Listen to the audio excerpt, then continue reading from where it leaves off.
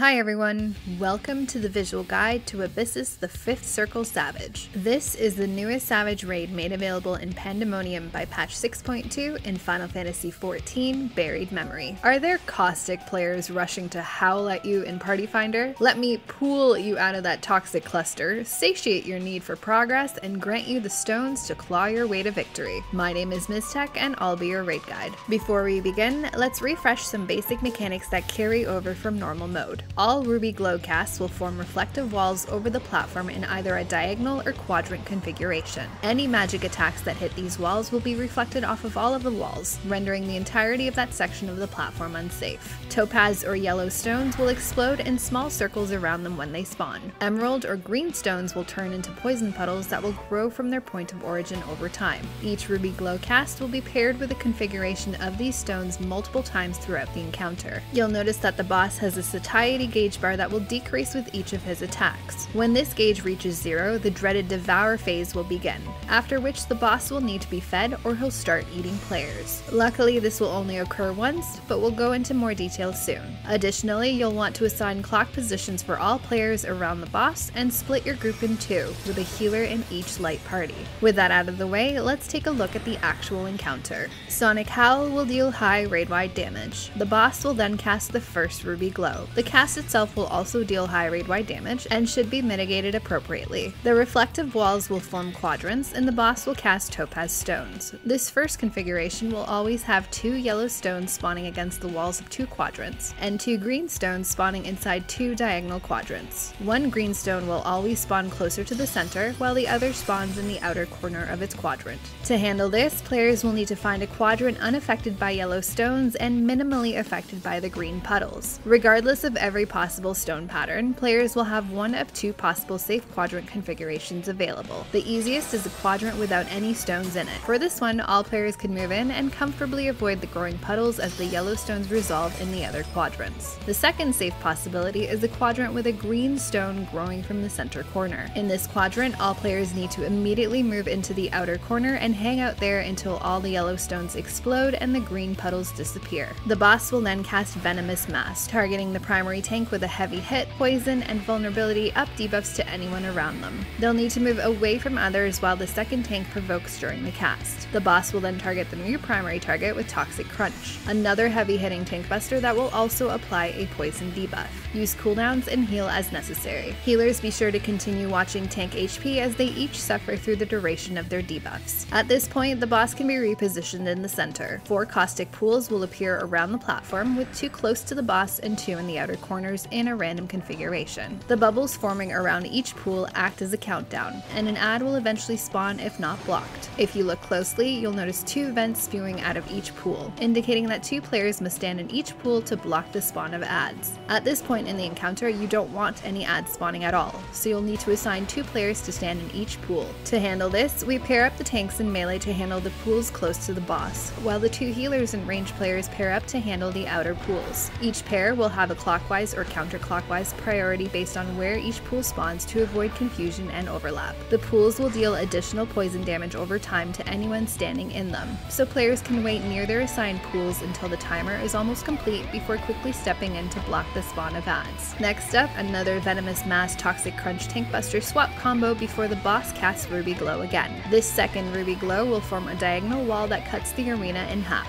1 yellow and 1 green stone will also appear along the wall. Players should position themselves towards the corner opposite the growing green puddle. The boss will then face a random corner and cast Double Rush, dashing into the corner he's facing before turning around and dashing into the opposite corner. Standing in the boss's path during Rush will deal high damage and place a physical vulnerability up debuff on you, meaning if you get hit by both dashes, you will die. These dashes will also knock back players a set distance. To avoid death, all players will need to stand behind the boss as he's casting Double Rush and use the knockback immunity to avoid getting punted outside the arena. As they do this, players should pay close attention to which side of the wall the yellow stone will be exploding on, as it will resolve in between the 2 dashes. If necessary, they'll need to adjust into the safe side immediately after the first dash to avoid getting hit and debuffed. The boss will then return to the center and cast Sonic Howl. The green poison puddle persists for some time here, so watch your feet. The third Ruby Glow will form quadrants and the boss will cast Topaz Cluster. 4 groups of yellow stones will appear in random quadrants in a sequential order. These stones will explode in the order that they appear, and players will need to dodge into the safe quadrants for each round to avoid getting hit.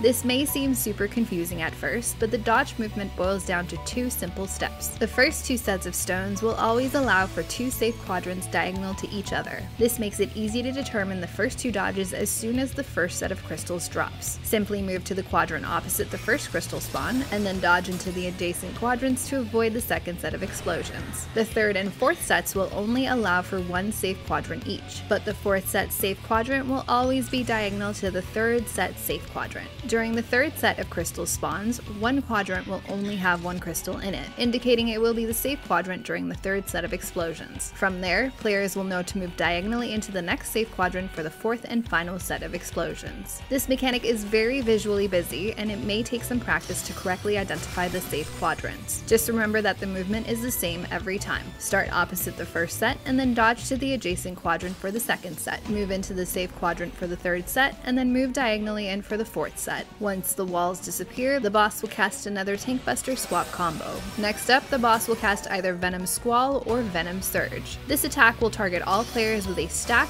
spread, and baited AoE circle mechanic, the order of which depends on the name of the cast. If you see Venom Squall, all players will first need to spread to their assigned positions around the boss. Once hit by the individual attacks, they'll all need to stack together in the center of the boss's hitbox to bait the next set of circle AoEs that will appear under each player. As soon as those circles appear, players will then split into their assigned light parties to stack with their healers for the incoming shared damage. If you see Venom Surge, all players will first need to split into their assigned light parties and stack with their healers to share the damage before all moving into the center of the boss's hitbox to bait the AoE circles. Once the circles appear, they'll each move to their assigned spread spots around the boss for the final hit. The boss will then either cast Claw to Tail or Tail to Claw. The cast will determine which attacks go off first, and players will need to move to the front or back of the boss to avoid getting hit. If Claw is first, the boss will swipe in front of him 6 times before swiping once with his tail. Players will have to wait behind him until all swipes finish before immediately moving to the front to avoid the tail. If Tail is first, players will have to stand in front to dodge the singular tail swipe before immediately moving behind him to dodge the 6 claw swipes. At this point, the boss's satiety gauge bar has reached 0,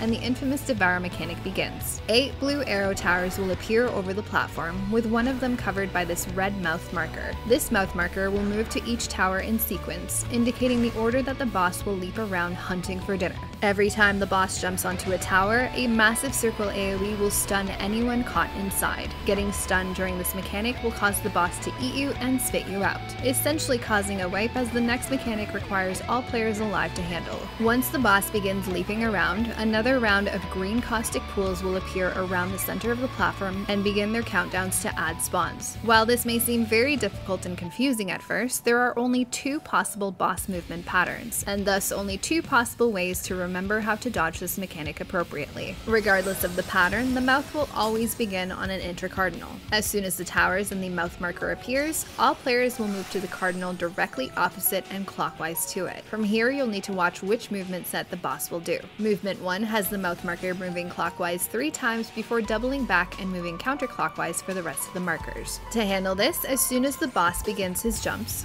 players can start to move to the intercardinal he began on. If you're dodging near the center, stand slightly clockwise the black line of the intercardinal to avoid getting clipped. As soon as the boss turns around, players will follow behind it again until they reach the intercardinal directly opposite where it began. Again, if you're near the center, stand slightly counterclockwise the black line to avoid getting clipped. The second possible movement has the mouth marker moving clockwise to 1 tower before immediately doubling back and moving counterclockwise for 4 towers. From there, it'll turn around again to hit the last 2 towers. To handle this movement, players will wait on their cardinal while the boss does the first 2 jumps before turning directions. Once he does, players can follow behind him until they reach the same cardinal he began on. If you're dodging at range, you can hang out there for the rest of the jumps. If you're dodging closer to the middle like I am here, make sure you're past the black line of the intercardinal and then move to the other side to avoid the final hits. Once the boss completes all of his jumps, all players must run into their assigned pools to block the spawn of adds from all but one of the puddles. If an add is not allowed to spawn here, the boss will satiate its hunger by eating players instead. Anytime an add spawns, it will target the closest player with a heavy hitting splash of Venom. To completely trivialize this, we simply have one tank stand near the puddle with an immunity while the rest of the raid stands in their assigned puddles. The boss will leap onto that ad and eat it, refilling its bar and allowing the remainder of the encounter to continue.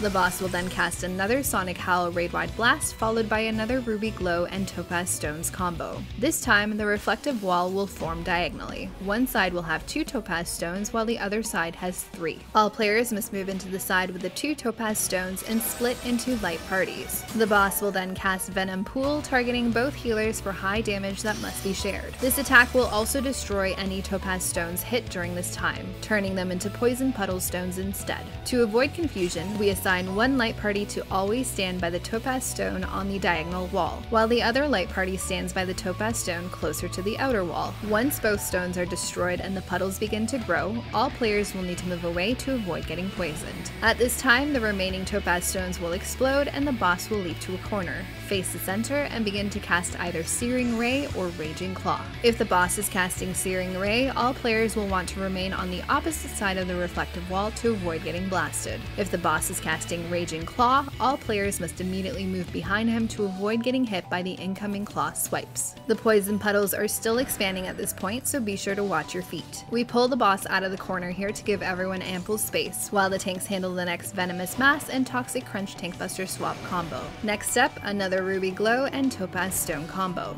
This time, reflective walls will form quadrants and 2 green stones and 2 yellow stones will appear. Players will again split into light parties here and identify which 2 of the 4 quadrants are rendered unsafe by the yellow stone spawns. To avoid confusion, one party will move into the available safe quadrant on the east side of the room, while the other takes the safe quadrant on the west side. The green puddles will begin to grow and the boss will cast Venom Squall. Once the yellow stones explode, players will need to immediately move into that quadrant to avoid the puddle growth and spread apart to avoid overlapping the first part of the Venom Squall attacks. As soon as the first attack goes off, each light party will need to stack to bait the next set of circle AoEs. We prefer to bait at max melee range and then all dodge the circles together into the tiny safe zone in the boss's hitbox to allow everyone to maintain uptime. After the baited circle attacks go off, the green puddles will disappear and each light party should remain stacked to share the incoming damage on their healer. There is a ton of raid damage during this combo, so healers be ready. Immediately after, more caustic pools will appear that should be blocked. This is handled in the same manner as the first set of pools, and each player pair will move into their assigned pools before the timers run out to keep any ads from spawning. The boss will then face a random direction and cast Claw to Tail or Tail to Claw again.